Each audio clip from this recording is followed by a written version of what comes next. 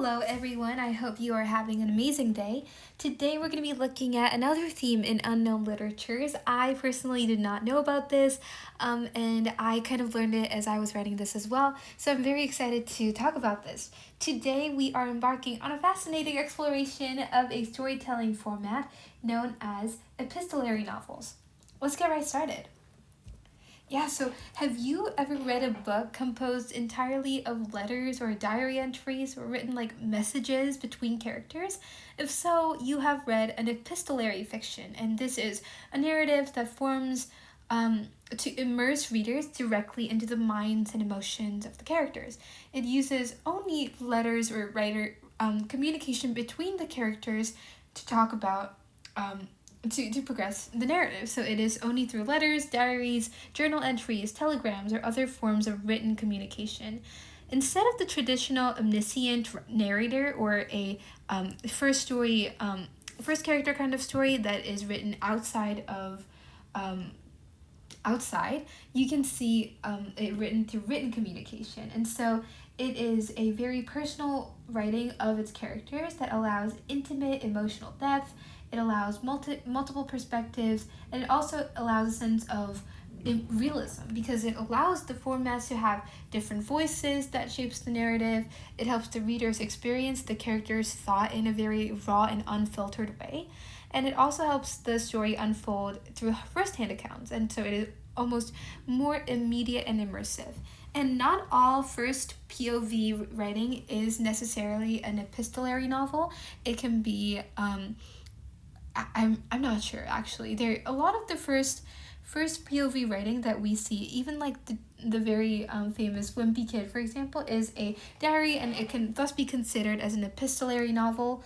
But yeah, we also have a lot of unique insights into character psychology, emotional depth, and complexity of human relationships that this format allows us to explore, from Bram Stoker's Dracula to Alice Walker's The Color Purple. We're going to be looking at the different personal and immersive stories here. Yeah, so let's talk a bit about the origin. So the epistolary format popularized in the 17th and 18th century, so quite a long while back, is a very it uses a very primary mode of communication, letter writing. It gained popularity because it reflected the real-life social interactions at the time, and it made them feel more authentic and personal. And so we're going to be looking at some very famous works here. What even came before these work, I would say, is Pamela by Samuel Richardson. This is a virtue that is told, a novel that talks about virtue and morality told through a servant girl's letter. We also have Frankenstein by Mary Shelley that comes from Victor Frankenstein's tragic tale, writing letters to his sister, I believe. And so as time passed, it changed from a wide genre of books that it talked about, from horror to social critique. And one of the most famous epistolary novels written is Bram Stoker's Dracula. Yeah, so Dracula is Bram Stoker's 1897 Gothic masterpiece. It is really a brilliant use of epistolary format because instead of using a single narrator that tells you, oh, so he went to this castle and he saw this and he experienced this, we use journal entries, letters, and telegrams to offer multiple perspectives of the terrifying rise of Count Dracula. It builds suspense by allowing readers to experience the events in fragments and kind of eerie reports rather than a straightforward narrative that tells you from A to Z. And it also has a lot of realism because it has first-hand accounts that makes Dracula's horror feel real. And it's not that each character, we have an omnipotent writer saying, her hands were shaking, she was terrified. We have a man writing, for example, I am very concerned about this. Count Dracula seems to be a very eerie person. And these pieced together becomes an actual document.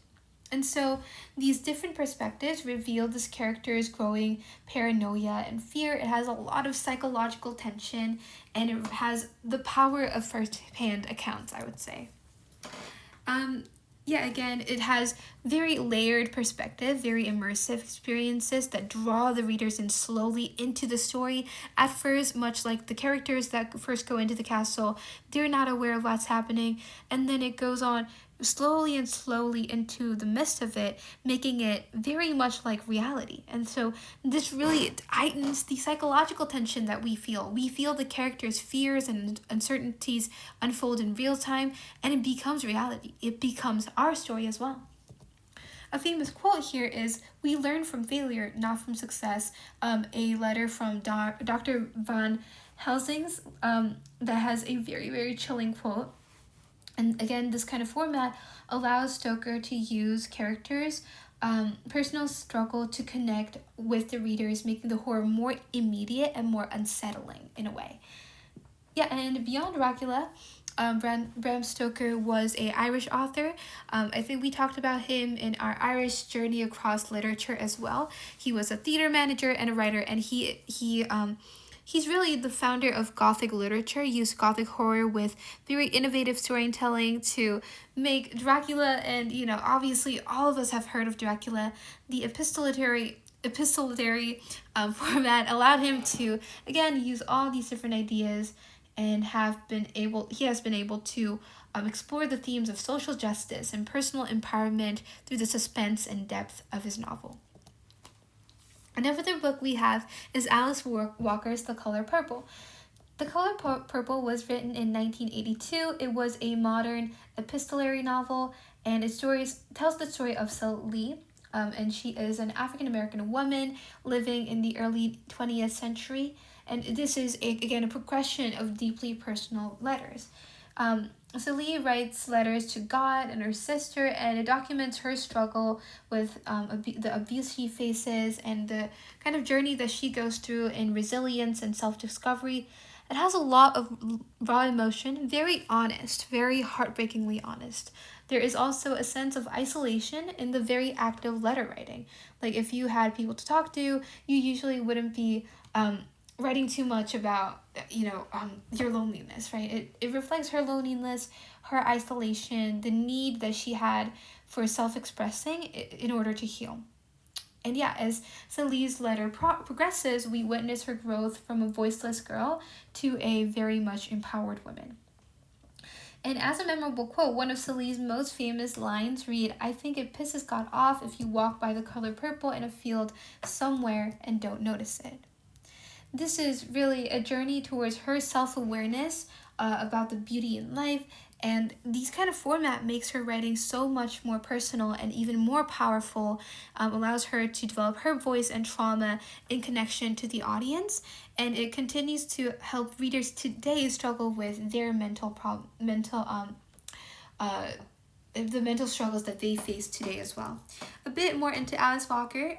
She was a novelist, poet, activist, born in 1944. She won the Pulitzer Prize for the fiction Color Purple, and it remains a landmark for American literature. She often explores the themes of race, gender, and resilience. Her epistolary structure really shows the power of emotion and creates a vivid portrait of Celie's inner life, and so it is very much connectable for the modern reader as well. In terms of cultural legacy, the epistolary novels influenced a lot of major literary innovations as well.